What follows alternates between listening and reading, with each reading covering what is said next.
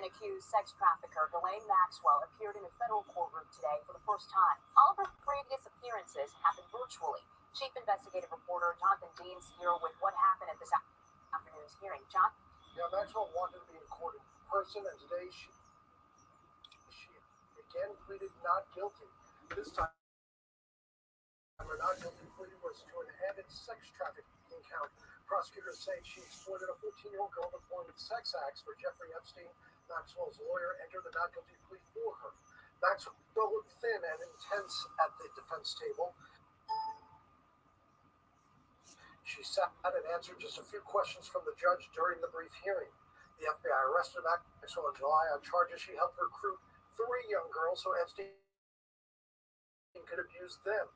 The new 8-count indictment now charges Maxwell in connection with 4 alleged victims over a decade, from the 90s through the early 2000s. Maxwell's lawyer continues to complain about jail conditions, that her food has mold, that she's in solitary and can't get sleep, given repeated bed checks and body searches. But prosecutors and jail officials say Maxwell gets the same treatment and is exaggerating the problems with her incarceration. They say she has the resources to flee, and given the seriousness of the charges, they wanted to remain behind bars until her July trial. Maxwell has offered to put up $28 million in bond and pay for armed guards to ensure she doesn't flee. But the judge has denied her request 3 times for bail. Her lawyers are going to an appeals court next week to try again. Outside court, one defense attorney today said her ongoing pre-trial detention is, quote, not the American way. Jonathan Deans, News 5. All right.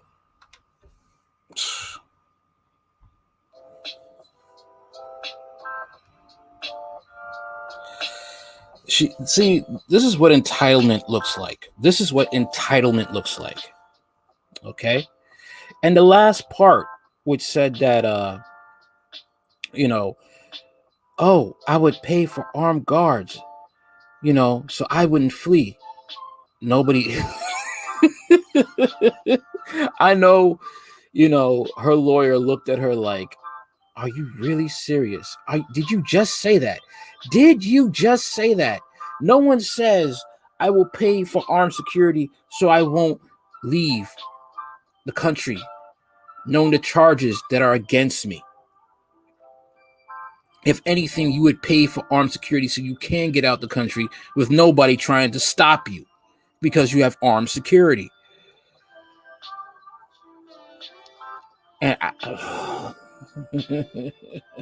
a lawyer wants, you see, sometimes lawyers don't work in your favor. You have to really watch them, and they have to really care for you. If a lawyer cares for you, if a lawyer cared for Ghislaine Maxwell, he or she would have told her to shut up. Stop talking about the prison food. Stop talking about how you're uncomfortable in solitary confinement. It's there for your safety.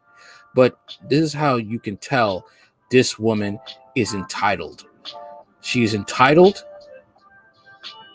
And that's it. She's not just entitled. She's disgustingly entitled. So you already know the book is going to be thrown at this woman. Ghislaine Maxwell pleads not guilty to sex trafficking. British socialite Ghislaine Maxwell pleaded not guilty on Friday to federal sex trafficking charges in a case accusing her of helping the late financier Jeffrey Epstein recruit and sexually abuse girls. Maxwell, 59, entered her plea through her lawyer before U.S. District Judge Allison Nathan in Manhattan. Oh yeah, that is something, man. When you have a female judge dealing with a female like this, oh yeah, it's gonna get real because they're not gonna play. The charges have been included in an 8-count indictment unveiled on March 29th. It was the first time Maxwell had faced a judge since her arrest in last July. Prosecutors have accused Maxwell of grooming and paying a girl who started at age 14, gave Epstein nude messages, and engaged in sex acts with him from 2001 to 2004. Oh boy. And said the girl recruited others to offer erotic massages. Maxwell previously pleaded not guilty to charges. She helped Epstein recruit and groom 3 other girls for him to sexually abuse from 1994 to 1997 and committed perjury. Epstein, 66, killed himself in Manhattan jail. Yeah, right. In August 2019, 1 month after being arrested on sex trafficking charges. Maxwell's trial remains scheduled for July 12th, provided a courtroom is available, but her lawyers are seeking a 120 to 180-day delay because the new charges are request prosecutors oppose. Ghislaine is looking forward to that trial. Spokesman David Marcus said after the arraignment, she's looking forward to fighting and she will fight. Nathan has not decided whether to delay the trial, but said she wants to start as close as possible to July 12th if there's no delay. In a letter released from after the arraignment, lawyers of Maxwell proposed starting on November 8th, 2021 or January 10, 2022. Maxwell faces up to 80 years in prison if convicted on all charges. The two perjury counts would be handled separately in a second trial. Friday's hearing marked the first time Maxwell has publicly appeared in person since her arrest in last July at her home in New Hampshire. Prosecutors said she's been hiding out, while Maxwell's lawyer said she moved there to escape assessment negative media publicity. Since her arrest, she has been jailed in Brooklyn.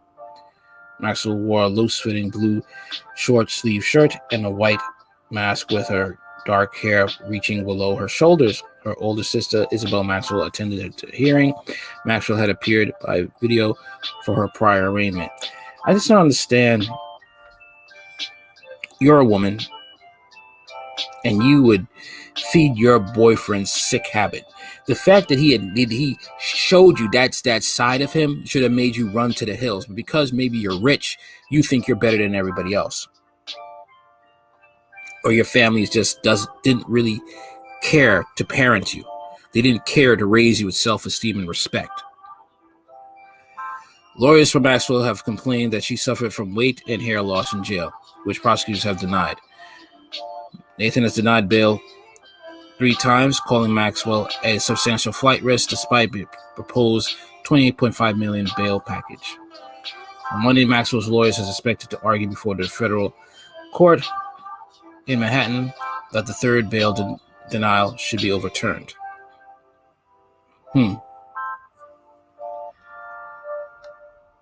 She's thinking in her head, oh, I shouldn't be going through this. I'm not a monster. Complaining about jail food.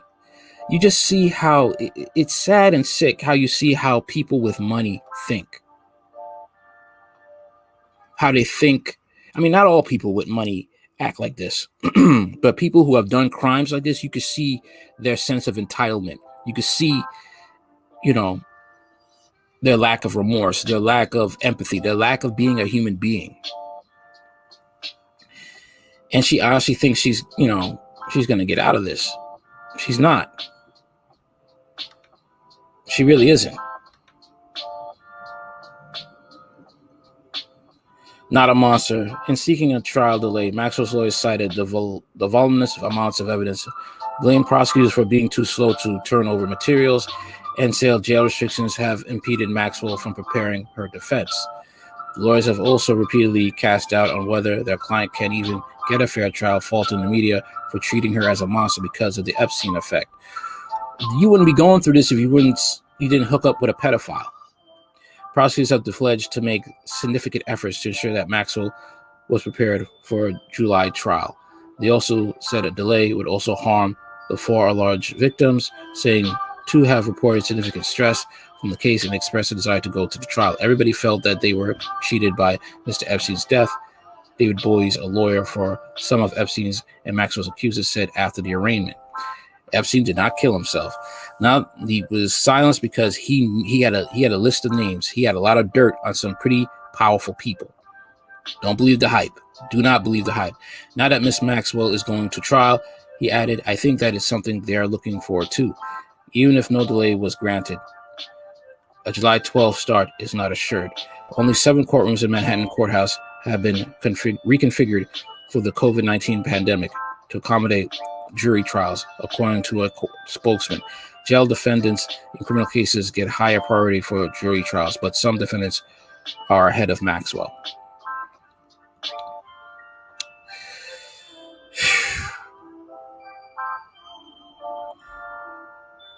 I hope these girls get justice. I really do. I hope they get justice because this woman was a monster. And people, you see, when it comes to cases like this, and you have created, you are a monster, and you decide to do these sick acts. You can't say, oh, I'm not going to get a fair trial because, a large amount of people hate me, is what you've done. Just with the Derek Chauvin thing. You see, people couldn't play around, and say, well, Derek Chauvin's not guilty. Oh, he didn't mean to kill that person. No, is what he has done, and the fact that his activities and behavior has been documented in his previous interactions with civilians. That's why. And people on the jury had to make the right decision. They couldn't falter. They couldn't act the fool.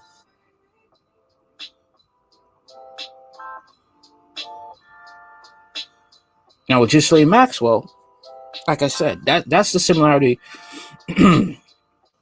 with these trials, okay?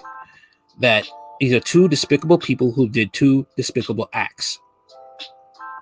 Ghislaine Maxwell committed this despicable acts of grooming and supplying her now late boyfriend with young women to molest. Derek Chauvin, okay, has a history of police brutality. And it came down to the fact that the end result is that he helped. I'm just going to say he murdered. I'm going to say that. Yeah, George Floyd had an overdose. But instead of having some empathy and some compassion, you knew he was overdosing. You knew he was going to die. There's a chance he could have died, but you still decided to put your knee on his neck. No compassion, no empathy. You could have turned him over. Oh, he's overdosing. I can't take the chance. Even if I think he's lying or just playing or just act, making excuses, just try to escape. Turn him on his side. You got 3 other officers with you. All right, guys, we're going to turn him on his side. Okay. Pick one of the officers out of the 3. Hold him down on his back. The other guy hold his legs. Call EMS.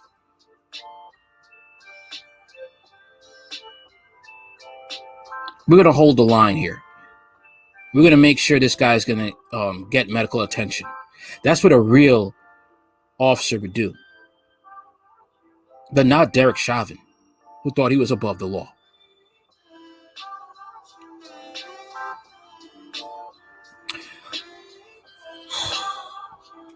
I really do hope they throw the book at Ghislaine Maxwell. I do. At the same time, I already know that if what happened to Epstein could very much well happen to Ghislaine Maxwell, because both of them probably know he knew dirt on some people, and that's why he was murdered, and she probably knows some famous people, knows some dirt, and she may get killed in prison. Tell me what you think in the comments later.